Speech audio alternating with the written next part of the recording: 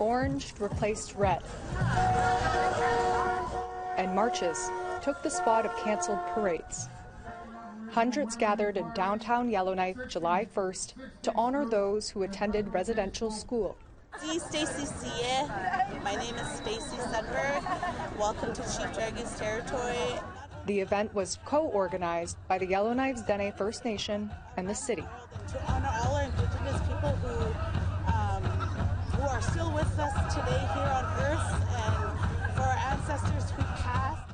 Leaders such as Liberal MP Michael McLeod addressed the crowd on a personal level.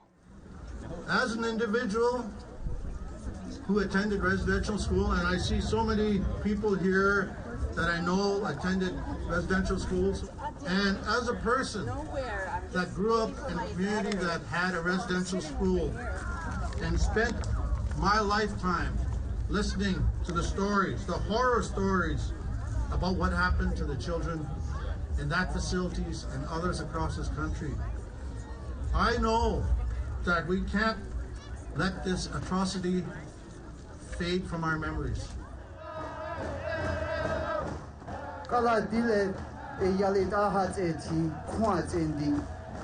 The day was about acknowledging Indigenous peoples with prayer songs and a feeding of the fire. I'm one of those people who was taken at 8 years old. And for residential school survivor Paul Andrew, July 1st came with calls for accountability.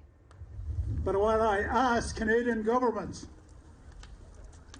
and the churches, make it easier so we can forgive you. Let us forgive you. Give us that opportunity to forgive you. You make it so hard to forgive you. Don't do that anymore. In the early hours of July 1st, RCMP responded to what they have called a suspicious fire at the Catholic Church in Yellowknife, something Andrew touched on directly. This is not Indigenous. This is not traditional cultural activity. And we cannot allow it to happen. And I'm going to urge all the leaders to say that publicly and loudly without any apology or without any kind of reservations whatsoever, to make it really clear that our reconciliation is not about violence. While there was mourning this July 1st, there was also healing.